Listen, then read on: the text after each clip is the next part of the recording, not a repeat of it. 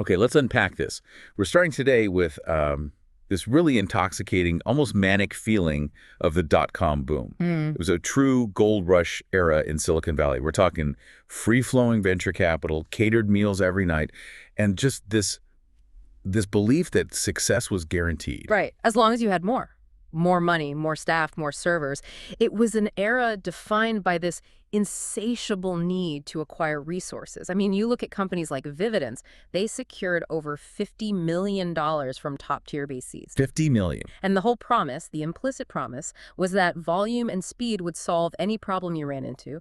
The philosophy was simple. Whoever has the deepest pockets wins. But of course, we all know how that story ends. The money train screeched to a sudden, brutal halt. And when the collapse hit, that venture capital just evaporated. Suddenly, corporate failure became this very public, almost anxiety-ridden spectacle. Yeah, you could track it openly on websites dedicated to chronicling these failures. And this collapse, this sudden disappearance of wealth, it happened against the backdrop of September 11th, 2001, a time of really deep national introspection.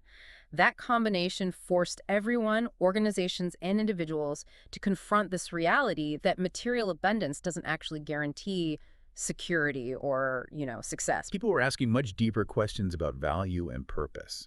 And that leads us right to the core question for our deep dive today. Why do some people, some organizations, succeed so brilliantly with so little, while others who are drowning in capital just fail spectacularly? It's fascinating because it all boils down to the tension between two fundamental ways of thinking. We're constantly engaged in what we call chasing. Meaning we overestimate how important it is to get the next thing, the next dollar, the next investor. Exactly. And at the same time, we fail to stretch. We drastically underestimate our ability to do more with the things we already have. And that's our mission here. We want to find the shortcut to understanding the learned attitudes and skills you need to shift from that endless chase for more to embracing the potential of what's already in your hands. To really illustrate this, let's start with this beautiful 150-year-old contrast from the world of beer. We can start with Dick Youngling. He was a self-described party boy. Right. He famously escaped military high school by climbing a wall and hitchhiking home. Only to eventually come back to his family's struggling 1829 brewery in rural Pennsylvania. And by 1985, when he took over, the industry was, it was a battlefield. He was dominated by these mega competitors. Oh, yeah. Anheuser-Busch, Miller, Stroh. Together, they controlled something like 70% of the entire national market. And Youngling was producing, what, 137,000 barrels a year? That's practically a rounding error for those giants. It is. And Dick Youngling embraced this stretching path, partly out of necessity, partly out of principle. He rejected the huge loans you'd need for rapid growth. He refused to sell out. He just made a deliberate choice to work smarter with every single asset he already had. Exactly. Like, he didn't have a huge ad budget, so he tapped into the one thing his rivals couldn't possibly claim. It's history. It's history. Yeah. America's oldest brewery. That was his dormant asset, just sitting there. And I love how he used scarcity as a strategy. He turned a limitation into this marketing superpower. Instead of trying to be everywhere, He limited sales to just a few regions, and that didn't feel like stagnation. It created this intense, almost cult-like demand. people were literally crossing state lines to buy this hard-to-get beer. Exactly. And they became his free advertisers. And on the financial side, Dick was just relentlessly economical. Instead of buying a brand new, state-of-the-art machinery, he'd scour the market for quality used equipment. Tanks, bottlers, labelers, all of it. And he gave him a second life. But hold on, isn't there a danger that economical just turns into cheap? When you're relying on old equipment, how do you maintain quality? How do you compete? And that's the key distinction, right? Stretching isn't just cutting corners. It's about improving underutilized resources through ingenuity. Dick enforced this incredibly rigorous maintenance and quality control. That discipline is what allowed him to grow into America's largest domestically owned producer with a net worth of nearly $2 billion. And he still, drives a modest car and turns the lights off at the office himself. Okay, so now let's look at the mirror image of this. Let's talk about Stroh's. Founded just 2 decades after Youngling. It was led by Peter Stroh, highly educated, and at its peak, the 3rd largest brewery in the entire country. And he followed the complete opposite philosophy. The textbook chasing philosophy. He truly believed in the mantra, we have to grow or go. So he borrowed hundreds of millions of dollars. Not to innovate or upgrade what they had, but simply to acquire dozens of other brands. Their entire focus was just increasing the quantity of their holdings. And while all this external expansion was happening, they were failing to manage the resources they already had internally. Precisely. They were drowning in acquisition debt. And at the same time, family members who had no operational role were draining the company, taking up to $400,000 each in annual dividends. Wow. They had resources. They were just hemorrhaging them. The outcome is just brutal. It is. Weighed down by debt, unable to make their acquisitions work, Peter Stroh ends up closing their historic Detroit brewery. He claimed it just couldn't be cost efficient. And the company just liquidated? Squandering what could have been a $9 billion family fortune. Yeah.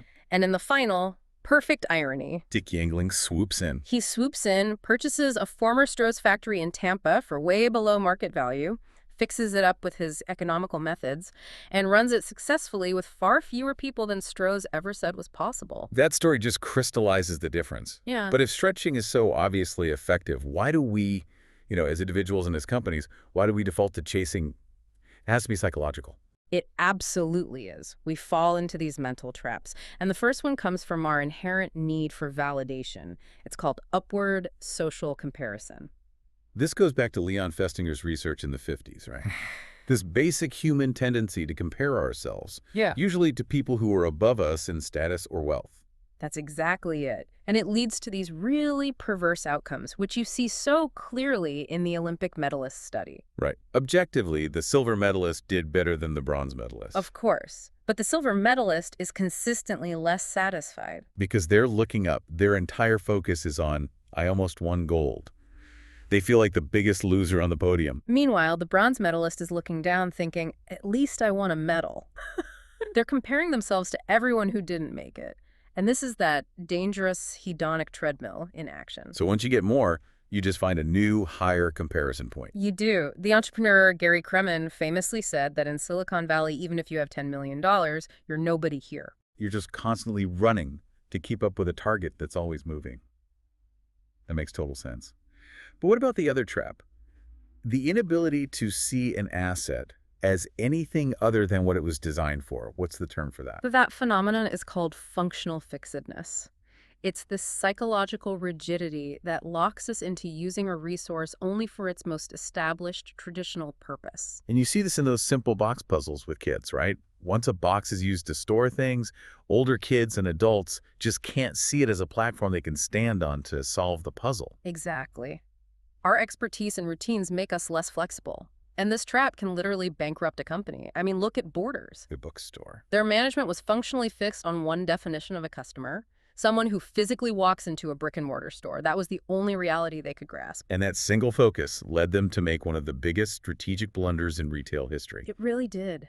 In 2002, to focus on their physical stores, they outsourced their entire online operation, their e-commerce platform, to Amazon. They just gave it away. They couldn't stretch their concept of a customer into the digital world.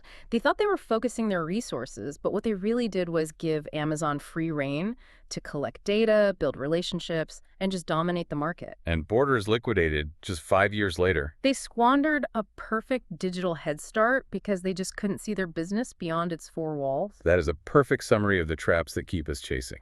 So now let's look at the other side. How do we break free and start stretching? We can turn to the concept of bricolage, which was introduced by the anthropologist Claude Lévi-Strauss. This is the stretcher's mindset. It means you experiment with the tools you have around you right now, and you test their conventional limits.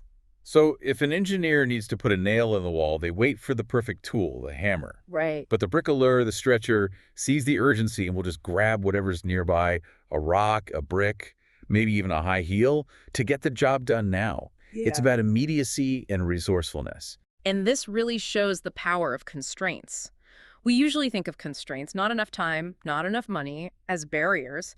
But this research shows they're actually powerful motivators. Because they force you to stop chasing what you don't have and start using what you do have. Precisely. The story of the artist Phil Hansen is a perfect example of this. He was diagnosed with permanent nerve damage in his hand. It left him with an uncontrollable tremor, the shake. For an artist, that's the ultimate constraint. It is. But his doctor gave him this incredible advice. Embrace the shake. Hansen realized that if pointillism uses dots, why couldn't the squiggly lines from his condition be used to create a new kind of art? So he stopped fighting the limitation and started working with it. And he transformed his constraint into a totally unique artistic style, eventually getting a commission to create a massive portrait for the 51st Grammy Awards. That lines up perfectly with that bubble wrap experiment, doesn't it? It does. The group that was told they had a very scarce, limited amount of bubble wrap generated way more creative and novel uses for it than the group that was told they had an abundance. When you have less, your mind is just forced to be more resourceful. And that resourcefulness relies on action, Yeah. not endless planning. We have to overcome what the source calls the perils of planning, which is often just a fancy word for hesitation. You see this historically with General McClellan at the Battle of Antietam. He was literally handed a war-ending advantage. He found a copy of Robert E. Lee's detailed battle plans. The perfect resource, the enemy's entire playbook. But he delayed. He got stuck planning how to perfectly use this intelligence for 18 critical hours. And that delay allowed the enemy to consolidate and regroup. Lincoln eventually called him a stationary engine because he could never just act on the resources he had. Action has to come before inspiration. You see this so clearly with Dan Whedon, the ad exec, trying to come up with a tagline for Nike. He stopped agonizing over the perfect phrase and found this flash of inspiration in the last words of a convicted murderer, Gary Gilmore, who said, "Let's do it." Which of course became just do it. A simple, powerful call to action that just cuts through all the hesitation. And that action-oriented mindset requires you to improvise, sometimes in incredibly high-stakes situations, like the case of Dr. Angus Wallace. Oh, this is the story on the flight from Hong Kong to London, right? It is. In 1995, a passenger's lung collapsed, a tension pneumothorax. Without immediate treatment, she was going to die. And he's at 30,000 feet with no surgical tools. The constraints are absolute. It's pure bricolage. It had to be. He performed emergency surgery using only what he could find in first class. He used high-end brandy to sterilize the area. He made an incision with scissors, but he needed a chest tube. So he took a coat hanger. Sterilized it, and used it to insert tubing that he fashioned from a medical kit. He used Evian water to drain the trapped air and hand towels as sterile dressings. He didn't wait for an operating room. He made the airplane into one. The ingenuity is just staggering. But let's talk about the surprising finding here, which is why experts, who have the best training, often miss these kinds of inventive solutions. Well, the research shows that deep practice and expertise only account for about 4% of performance in these low predictability situations, like an aviation emergency. So the very thing that makes them experts also makes them rigid. They suffer from expert bias. Their minds are so stuck in traditional methods that they struggle with functional fixedness when those traditional tools aren't there. So what we need are people who are bricoleurs by nature, people who don't have that single context rigidity. Exactly. And to counteract that bias, we embrace what's called the multi-context rule, or multi-C. The idea that breadth of experience, not depth, is what helps people stretch. And the ultimate example of this has to be Story Musgrave. I mean, this guy's resume is just incredible. It is. He was a high school dropout who became an aviation electrician, a trauma surgeon, a computer programmer, and then an astronaut. And that bizarre mix of skills is why he was chosen to lead the mission to fix the flawed Hubble telescope mirror, a $2 billion problem that all the specialized astrophysicists couldn't solve. He wasn't just a mechanic or just a surgeon. He was a combination of things. And that unique blend allowed him to see the mission differently. He saw the 11-day repair not as a mechanical task, but as an operation. Exactly. He was using the skills of a surgeon resuscitating a critically ill patient. He applied that mindset of triage and life support to a failing telescope. His multi-context view was the key. You see this outsider advantage playing out over and over again. After the Exxon Valdez oil spill, the experts at the Oil Spill Recovery Institute were completely stumped by how to handle icy oil slush. They offered a $20,000 prize for a solution. And the person who won was John Davis, a chemist who knew nothing about oil spills but had worked with concrete vibrators. And she just suggested using the same vibrating mechanism to break up the icy oil. A totally novel, cross-industry solution that the oil experts, trapped in their own fixedness, had completely missed. And there's a real financial reward for this. Executives who follow this multi-context path earn a 19% pay premium, And that jumps to 44% when they're solving complex tasks like mergers or industry shocks. It confirms that this diversity of experience is valuable capital. It lets people stretch their resources further. So we pull this all together. The core lesson is that stretching is a deliberate choice. It is not just a last resort when you're desperate. And to make that choice, we need to constantly be looking for sleeping beauties. Sleeping beauties, I love that term. So how do we find these dormant assets? They're the undervalued personal or organizational assets that are just waiting to be activated. It could be the skill set of a long-term employee that's been ignored. It could be a patent that was discarded because it didn't fit the chasing model of growth. So they're valuable resources. They just need a new context or maybe a map to be used. That's it. Which brings us back to resources versus activation. Success isn't about the sheer quantity of resources you have. It's about the ability to just get started with them. And this is illustrated perfectly by that counterintuitive study from Yale about tetanus shots, No, right? it is. Researchers were trying to get more college students vaccinated. And one method was the fear factor. These really frightening pamphlets with gory pictures designed to scare people into going to the clinic. That's right.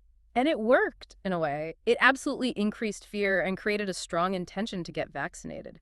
People knew they should go. They were afraid not to go. But, and here's the catch, it didn't actually translate into action, did it? The vaccination rate didn't really go up. Not at all. Despite all the fear and strong intent, the behavior didn't change. The only thing that made a significant difference was the group that received a seemingly trivial resource, a simple map showing the walking route to the clinic. A map. That tiny little thing made people 8 times more likely to get the shot. That's wild. It is, and it teaches us this incredibly powerful lesson. The path to achievement isn't just knowing what you want or knowing what you lack. Those things are often useless until you have a clear, even rudimentary map, a structure for activation, to simply start moving with the resources you have right now, however small they seem. That's the step that awakens the sleeping beauties all around you.